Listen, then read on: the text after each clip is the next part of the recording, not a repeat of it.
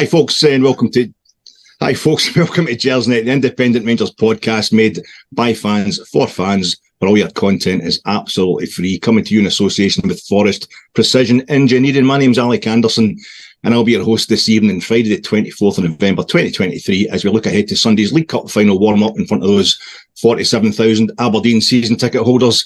Wonder which Rangers player during that international break is most likely to have forgotten some of the pages of the book being built by our big baldy Belgian manager. And we'll ask, which half-baked falsehood do you hate most? Peter Lawwell slandering referees, or the possibility of Ryan Kent coming back to Ibrox? This is episode 300 of the Gersnet Podcast. The third century of live pods has been reached. So pop the pomade, party hats and pyro, and let's have a quick look back at some of the highlights of the previous 299 episodes. Run VT. Yep. No, sorry, Frankie's not got that teed up. But it was just me and about 7 other boys getting absolutely gutted and crying on the night about 1:55. That was my highlight. But we couldn't have got to this number of shows without you folks tuning in to so many of our shows. We really do appreciate that. If you're joining us live tonight, you can give us your opinions on the YouTube live comment section. Please hit the thumbs up icon. Hit that bell as well. That's what the young dudes say. Hit the thumbs up icon, hit that bell. Let your pals know we're here. Almost 6,700 subscribers strong. Before I bring in my fellow triple centurion guest, I must mention the other people we couldn't do it without, our very kind sponsors. Forrest Precision Engineering, established in 1983, is a leading precision engineering and special purpose machinery manufacturer. Based in Glasgow, their services in precision engineering are available to companies all over Scotland and throughout the UK. They're leading manufacturers of special purpose machinery for a range of applications. Their website is at forrestprecisioning.com. They're big friends of Rangers and they have a stunning new hospitality area within the Ibrox main stand. For information on how to book the Forrest Precision Executive Lounge, a unique and intimate space, email the club via hospitality@rangers.co.uk. Now, the number 300, especially when our second last match was against a team of Prague Spartans, reminds everyone of a certain film where muscle-bound, bronzed-up, hunky actors minced about in sexy loincloths. So I don't think I could have asked for a more appropriate guest than Gersnet's very own Gerard Butler, Mr. Craig Ray. And if he's got a problem with me calling him Gerard Butler, then he's both sectarian and he's never seen Den of Thieves. Craig, how you doing, mate? You all right? Oh, no, it's merely the fact that you thought I was for Paisley if I was Gerard Butler. But no, don't worry, I'm not like him. I will not lose my accent. So, no, I'm doing well. Alec, last time we were on, I seem to recall having a non-alcoholic bottle of Australia. We've reached 300 episodes tonight, so I'm going all out with the celebrations. It's a bottle of McBee. Let's go. Fantastic. Excellent. Let's have it. Let's have it large, mate. That's it. I don't know if the punters can cope with that, watching us getting absolutely erect and that kind of stuff. I'm on the water as well, mate. So 300 pods. I know you're a bit newer to, you've about 18 months or something you've been with now, Craig? Aye, since the start of last season. What's your favourite your favourite memory of the previous 300 pods? Well, in terms of my time, we've been pretty rubbish. So, with the pods or just Rangers? There's not been that many. But obviously, mate, my debut was good. Even not just so much the episodes that we do on a Friday and a Sunday. Obviously, getting access to Ibrox has been really big for the pod the last sort of few months. But one moment, and it was before I started, and I seen it earlier again, it was you and Colin's reaction to the Leipzig games. Some of your videos after games at Ibrox and Hampden was brilliant. The one after the Leipzig game I thought was brilliant, just in terms of just the raw emotion. Me crying. Songs. Yes, the crying as well. Listen, we were all greeting that night. Nothing to be ashamed of. Well, I wasn't. But I just love that. And that's kind of just for me what Gersnet's all about. It's just a bunch of relatively normal Rangers fans getting together talking about their love of the club. So no, I thought that one was my favourite for sure, mate. Oh, nice one. I was I think I remember being on pod 100 with it was the very hairy David Wren and Ross Bennett, and it would be just drawn 0-0 with Livingston. It was right at the start of 2021 season. It was just that clown Gerrard. He's never going to win us a league, And it was one of the nights you just realised what was so good about the pod, and you got to come on, you have a mo and you share it with like-minded folk. And folks, we really couldn't have done it without you. We couldn't have bought it or enjoyed it half as much without you folks out there. So we really do appreciate that. And on to the business of Pod 300. Philippe Clement, that's kind of the end of that wee international break there, Craig. The man arrived at the end of the last international break. What do you think of the show so far? He's played 7 games, won 6, drew 1. He's won every league game. He's got us in the first cup final this season, and we're looking good for Europa League progress beyond Christmas. 1 goal conceded in each of the 3 competitions he's played in. And we went into an international break and infinitely better, Nick, than we went into the previous one. So how are you liking the new boss?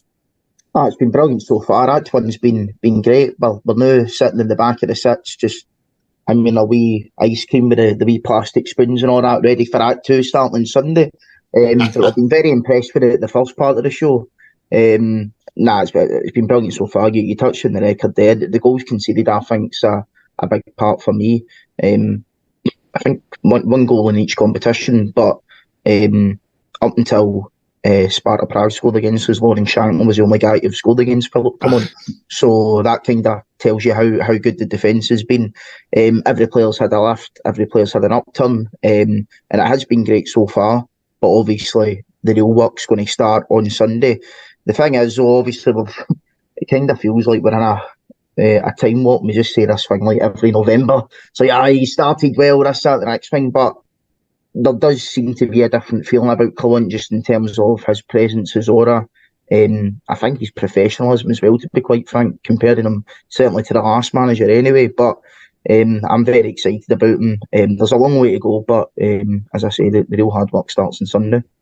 I spot on. I think there's a chap called Angus Morrison talking about the kind of Gersnet community out there, and Angus is a big fan of the show, and he posted a tweet saying how basically Michael Beale and Giovanni Van Bronckhorst also started the winning 6 and drawing 1 of their first 7 games in Charles. But I think there's definitely and we're not going to get ahead of ourselves because of that. As you say, we've been here before, but even wee things like I see today, there was that bit in the presser today. I mean, I'm just watching it on YouTube, but Joshua Barry asked him a question about, who's going to partner? You're saying that Raskin's no available just now. Ryan Jack struggling for fitness. So who's going to go in there and partner John Lundstrom in the sitting 2 in midfield? And he just had a laugh. He just did that thing where he's kind of that is an interesting question. Just he's blanking Joshua, but at the same time, it's he's having a laugh with him. Joshua's killing himself. He's like, oh, well, I better move on then. The whole room has a total laugh.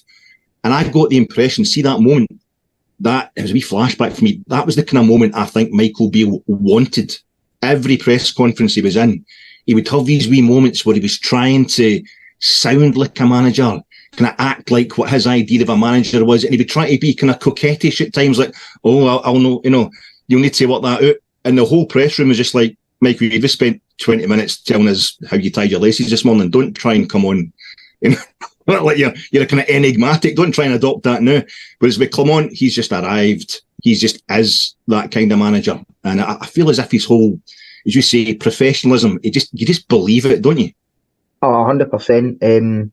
You believe that's a good way to sum up. It's like every word that comes out his mouth, you believe it. And it's night and day compared to the last one. That was a brilliant moment of that press earlier. I seen it, and I was busting out laughing as well. And it's like, if he's like that with journalists, hopefully, he is like that with the players, you can tell. And he seems to hammer home this question, well, not the question, but this point of like, he'd done it earlier as well, like, oh yeah, if it was about like Aberdeen being up for Rangers games more than any other games and all that, and then Clement was basically saying, well, I don't think you can get up for one game more than another, you should be up for every game the same, basically, or at least that's what it's like when I'm a manager. And then he says, if a player thinks like that, then their story will be very short with me. So there you go. The guy, I think professionalism for me, I'll use that word again, that's what kind of sums it up. And for me as well, it's always about the solution. There's plenty of problems, but there has been, let's face it,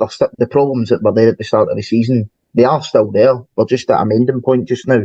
And it's going to take a while to fully mend them. But for me, come on, it's not about the problems, it's about the solutions. He kind of reminds you, I said it a couple of weeks ago when I was on with Scott, it's like, it kind of reminds you of that boss that you've got at work, like, who's good, or maybe that teacher that you had at school. Maybe if you were struggling with a subject, it wasn't a teacher like bogged you down or, shouted and bawled at you. They knew how to press your buttons and how to get the best out of you. And it wasn't like, oh, right, you failed that that exam or whatever, it's not like, oh, you were terrible, you failed the exam. It's, don't worry, you will pass the exam the next time. We will make sure you pass. That's kind of what I feel Clement's like. It's almost a sort of inspirational sort of father figure in me. I think for me, it's like, I think that man management is something that I think you're slowly seeing with guys like Ross McCausland and whatnot as well. Obviously, he's shown a lot of faith in him, and you see he's already having a sort of personalised relationship with the players when they're getting subbed off and stuff like that. He's having a wee word in the rear, so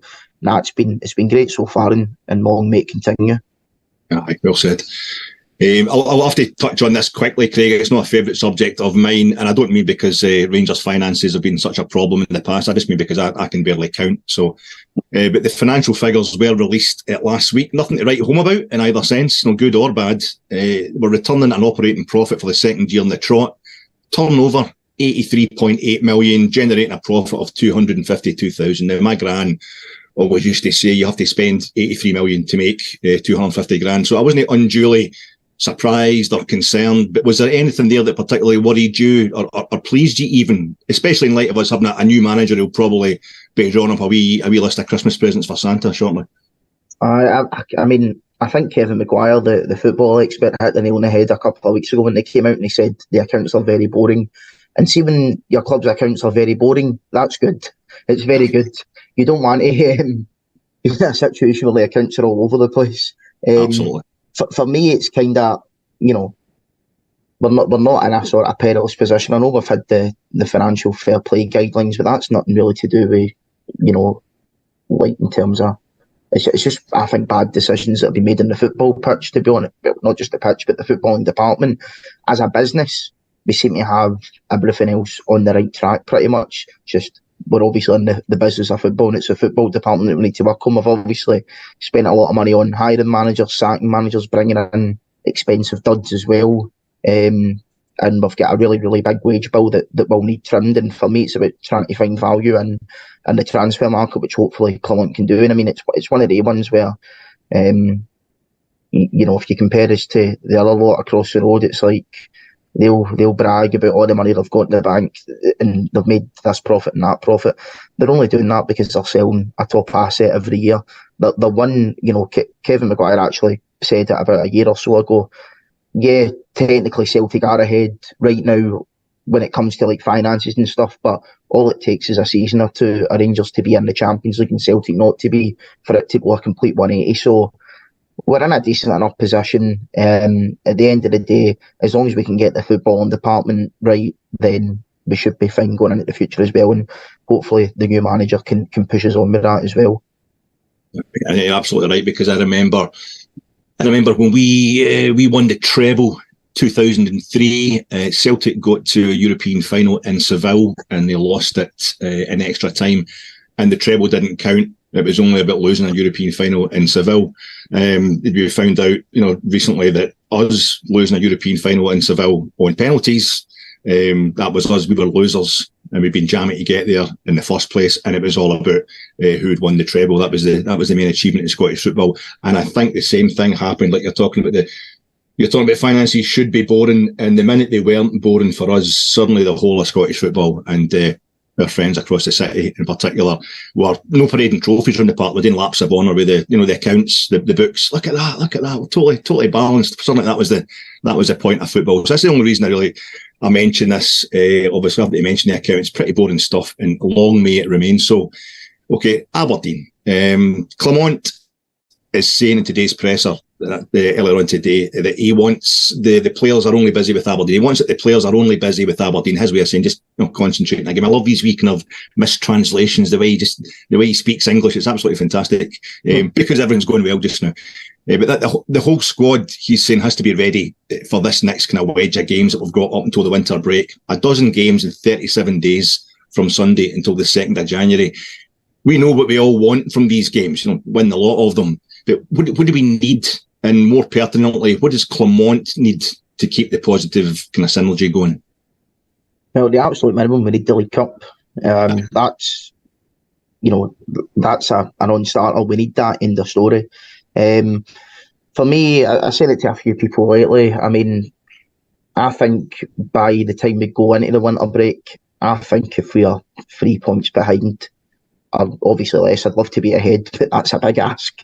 But I think if we can get to within 3 points of Celtic after that game at Parkhead, 2 Old Firm games to go, a January transfer window, 3 points in it, you have to play them twice, I'd be pretty comfortable with that, considering the position we were in.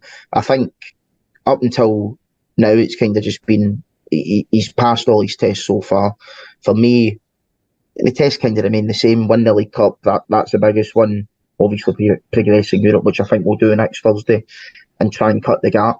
And we've got a chance to do all three. It is in our own hands. You know, if we win every game, which is a possibility, even though it might be unlikely, but it still is a possibility. But if we do win every game, at an absolute minimum, we'll be 2 points behind, which is 1 point better off than I was hoping for.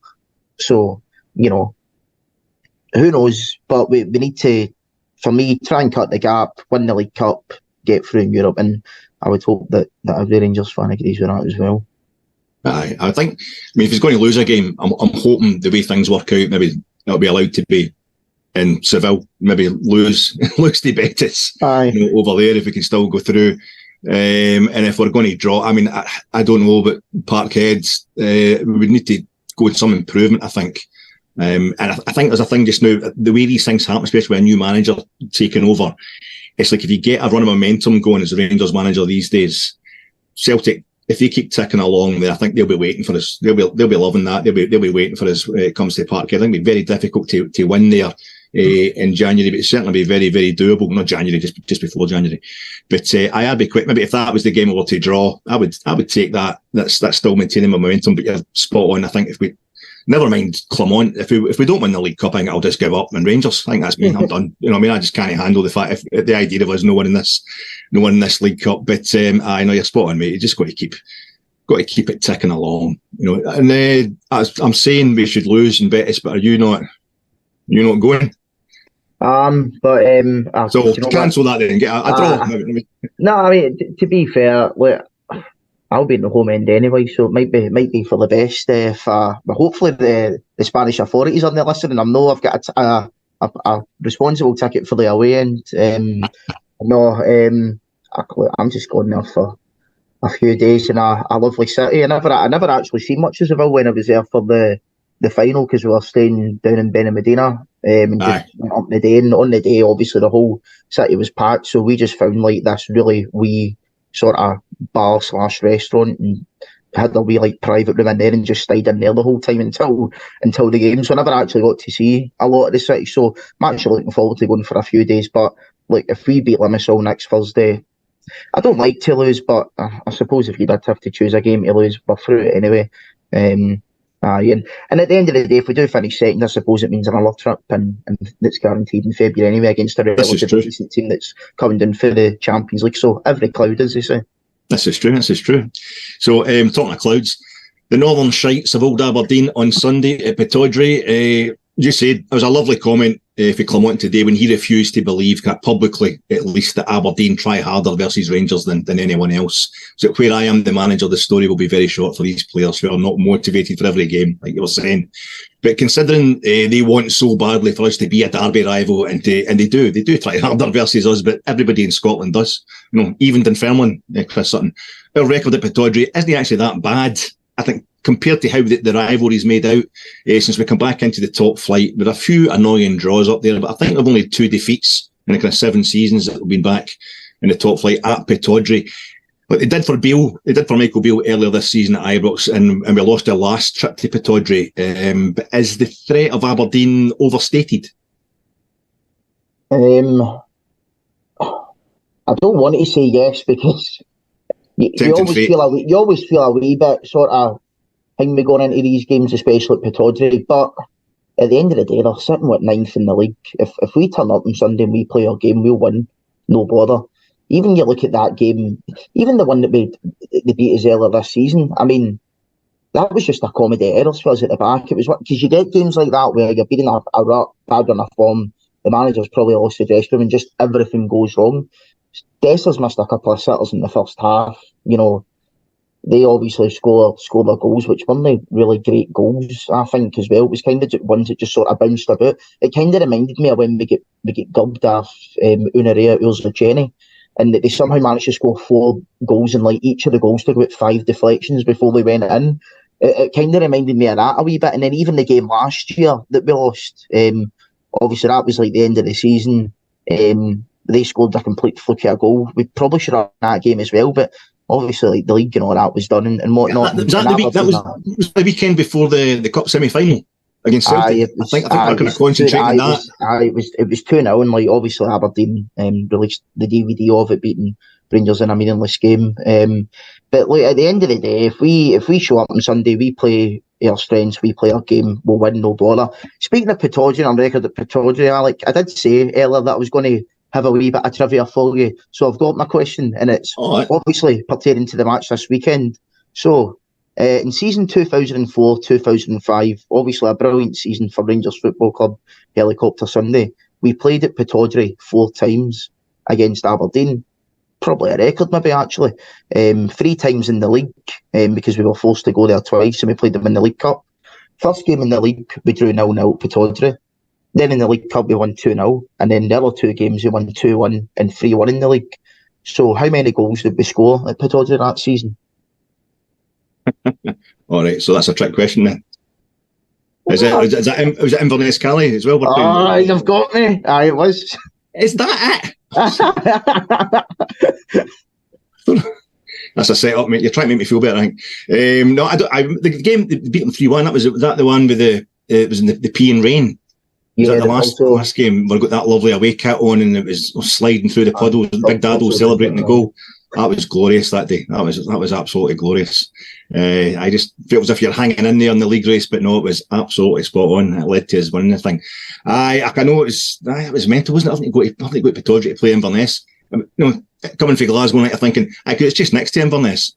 It really isn't. It really is. But a trip for them. I've got a bit of trivia for you. We're talking off air about parents and what have you. Mums and dads, and the first, that is Pittodrie, albeit I'm from North Ayrshire, I'm from Ardrossan. The first stadium I was ever in was Pittodrie. My mum and dad, so skint. In fact, I don't even know if they were married, because mum was a few months pregnant with me when they got married, but the only holiday they could afford was nipping up to Aberdeen with a couple, aunt and uncle type couple of mine, and they did a tour at Pittodrie. I mean, how skint that was. They went into Pittodrie for a look around. That's how desperate the folk were for enjoyment in 1969. So that's the shame I've got to bear for the rest of my life. Technically speaking, my mum was a couple months pregnant with me. She went into Pittodrie. So there you go. Maybe that's why I don't like them so much, because I'm trying to fight the sheep within, being a guy from North Ayrshire as well. So what are you expecting Sunday then? You're saying if we turn up and we play our own game, we're going to be absolutely fine. Do you think the cup final next month, is that got any bearing on this game, which is Aberdeen's cup final? Is it more likely that what happens this Sunday is actually going to affect events at Hampden in the 17th of December, an actual cup final? I don't think so, to be honest. I think the game at Hampden will kind of take care of itself. It's a completely, different set of circumstances, I think. And, Aberdeen will obviously be up for it on Sunday for their cup final, but this will be their cup final at Hampden as well.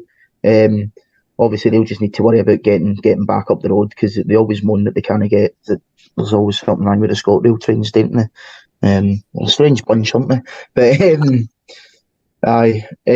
no, I think we'll be all right on Sunday. I don't think, as I say, it will have much of a bearing on the cup. But we need to remember as well. Will the manager even pick the same team in the cup final? Because he mentioned something that was quite interesting the other day, where he went, the team that finishes the game, this is just in general, not so much for Sunday, but as time in general goes, the team that finishes the game won't be the one that starts like the next game. So I thought that was something that was quite interesting in terms of, and he's told all the players as well, he wants to use his squad. So it may very well be that after going to Seville, going to Betis 3 days earlier, which could be a game to try and finish top of the group. So I would assume he's still going to play a strong team there, even if we are through. How he then uses that to approach the final. And then obviously Aberdeen, Barry Robson's been moaning about all the travelling I've got to do for Dice to Pittodrie for a game against Frankfurt on the Thursday. Despite the fact I'm pretty sure Barry Robson was part of a Celtic team that watched Rangers play about 85 games in 3 weeks in 2008 as well. Again, like I said earlier, they're a strange bunch.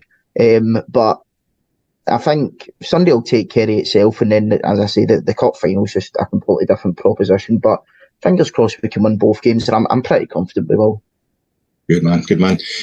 So, are you likely to see a change to the Rangers style or formation for Sunday? Do you think? I mean, Clement said when he first arrived that he wasn't going to change too much in terms of formation, etc. From what Michael Beale had set out. We're playing this kind of 4-2-3-1. It's because he wouldn't have the time to work with the players in the training pitch.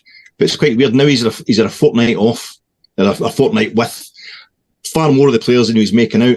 And he's saying that, so many of them are away on international duty. He was saying this today in the press. So many are away on international duty. I can't really work with the team properly. But, Tavernier, Goldson, Jack Butland, Lundstrom, these guys on their way on international duty. Do you think he's at it? He was simultaneously saying today, I actually did a lot more to change the style in the last 7 games than you realise. And then he's saying, but I'm not going to change it anymore. In this next kind of tranche of games, this next dozen games, do you think there's any chance of him actually trying to, maybe starting on Sunday, change away for this 4-2-3-1 formation and try something different? I kind of hope not, because it's worked so far. So I'm always of the opinion, if it ain't broke, don't fix it. And do you know what? Maybe there's a wee bit of irony here, but I remember back to Gio's sort of starting. He never really changed much. And obviously he had a really good start as well. And then we had an extended winter break. First game back after that was Pittodrie. The 1-1 draw, and we were absolutely terrible. He played James Sands and in the midfield. That was his debut. And it just, things seemed to have went in the league anyway, just downhill for there. And it was almost like we kind of changed the way that we were playing. So after he'd had that extended break of working with the players and stuff like that for maybe 3 weeks. Obviously, it's not as long as that for Clement, but, I think at the end of the day, we've been doing well so far. I wouldn't change it. I'd keep going the way that you're going.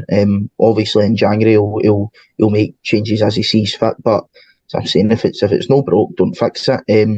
It'll be interesting to see what he does, though, in terms of a selection, because I think it's obviously he likes to play with wingers.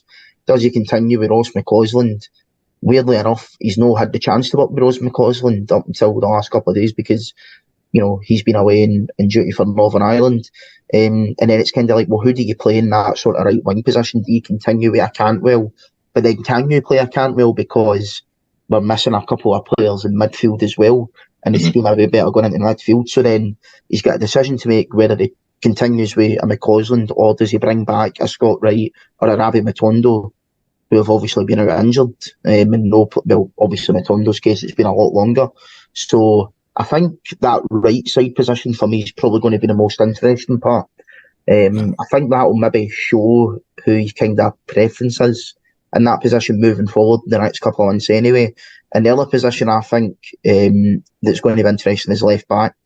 I think obviously I've heard rumours about Yilmaz and Clement having sort of talks and stuff like that about his future. So I suppose you would kind of expect Barisic to start then if that is the case. But I think you never know as well, because Barisic again at times against Aberdeen he's maybe not been fully up to it.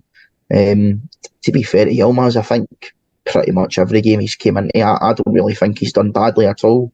Maybe strength is an area that he can work on, but as we know for Borna Barisic, at times he might be strong in paper, but he can go into a few things half-hearted at times as well. So yeah. I think for me that the left back position will be interesting, but that sort of the right wing, the right hand side of the midfield, whatever you want to call it, I think that will be the most interesting to see who he picks there.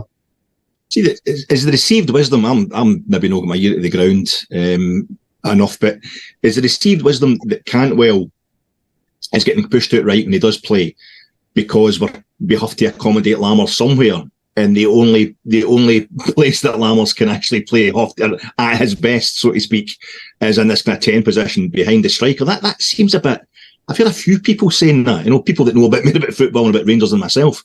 This just, we have to accommodate Lammers in there. That's the only place he can play. So Cantwell's going to have to go out to the right hand side, which seems like kind of backward. I don't really believe that Philippe Clement, a manager like that, would do anything other than play the best players he thinks are for the role. It's even a temporary thing because Lammers is in there all the time. I think he definitely tries, Lammers. He has his wee moments of super skill where, I think we've talked about this before, where he just takes it too far and falls in his arse, because he's done so much dribbling, he's made himself dizzy. But is there something there I'm not seeing? Is Lammers a lot better a player with Clement picking him so often than the likes of me realises? I don't think so, to be honest. But but I don't know. Maybe it's just been because Lawrence has been injured, and obviously other options that we've got like Hadji and Lowry on the air at the moment. And maybe it's just out of necessity that he's having to play Lammers there. I think it'll be because obviously Lawrence started against Livingston. He was all right. But interesting to see if Lawrence plays on Sunday. And I think it's on your to come up next anyway. So it's a good wee segue. Like, would he go with like a Lundstrom, Lawrence and Cantwell? Because Lawrence as well, he can play off the right. We've seen him do that when he first came in, and actually that was probably where he was playing some of his best stuff, like the games against PSV and stuff like that. He was sort of playing on that right forward side. So I don't know. I think he's probably been playing Lammers just out of necessity because he's not really had anyone else. And I think now that we've got Lawrence back and obviously we've got more options out wide, maybe we can move Cantwell into that position. It'll be interesting to see on Sunday though. I think you'll be able to tell on Sunday kinda if he does rate Lammers or no. I think if he plays on Sunday and he's still playing Cantwell out wide, then I think he obviously does fancy him. But I don't know. I've got a feeling he won't play. I think somebody else was saying that he was trying to shop window him. We're going to have to get rid of Lammers in January.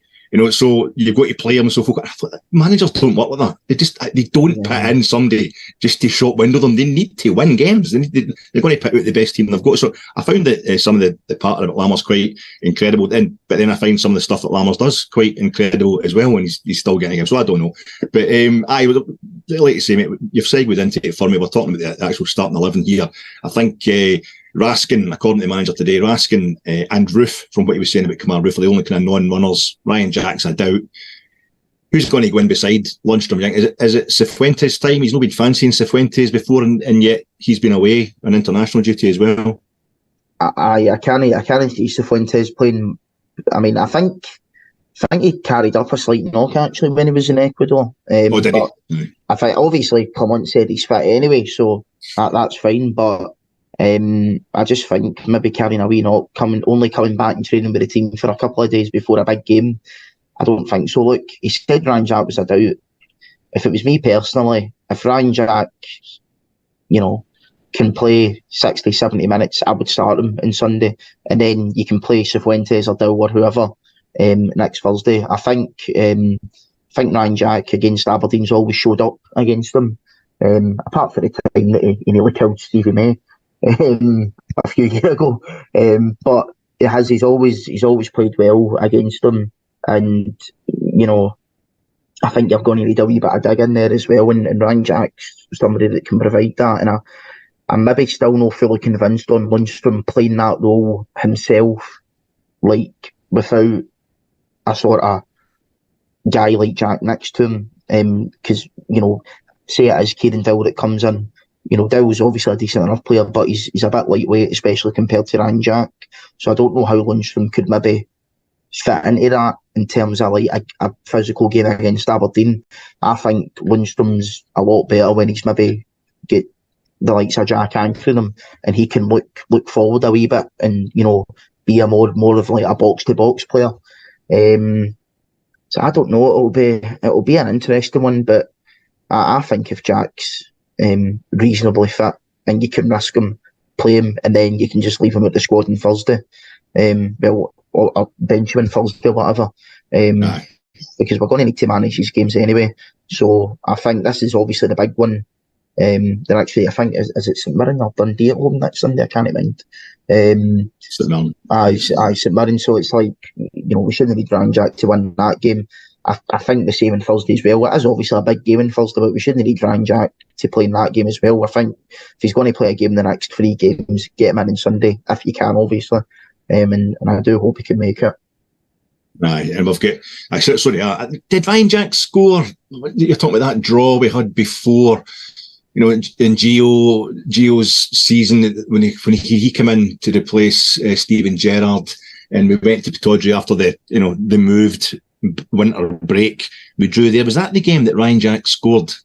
We ended up drawing it, or was it another game? Because I just remember that feeling of Ryan Jack has scored at Pittodrie, absolutely fantastic. But we definitely didn't win the game because I want him to have that moment. He scored, against them at Hampden last season in the League Cup semi-final. I would just love him to have that moment where he goes up to Pittodrie and he knocks one in, and it is a winner, or it's part of a winning performance.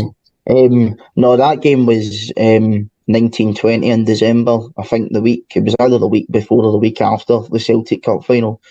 Where we were 2-0 up at half time. Arfield scored and then Jack scored, and then they came back and drew 2 each, and then obviously we had the Celtic game before or after it, losing an offside goal. So that was a great week. But it was obviously good to see Jack scoring. It was brilliant passion that he showed, but unfortunately it never paid off for us that night. But that would be good. Obviously Hampden was brilliant, and the fact that it took a wee nick as well, never fully went in properly. But the thing with Ryan Jack is he can do that. I mean, I think his first season when he was here, he was obviously as a holding midfielder. He maybe had a bit of a discipline issue getting sent off a couple of times, but when Gerrard came in, he became, I think, a completely new player. Not just in the sense of that, but he was also going forward as well. Scored his first goal against Celtic, and Ryan Jack scored at least 1 goal for Rangers every season since he came apart for his first season.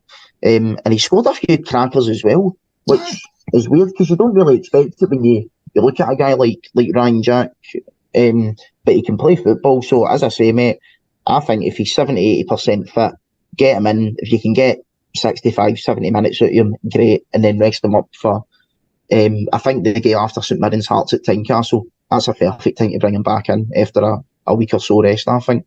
There's some great performances there as well. A couple of cracking goals that you're talking about up at Ross County. I remember scoring a couple. I think we won 4-0 or 4-1 or something up there.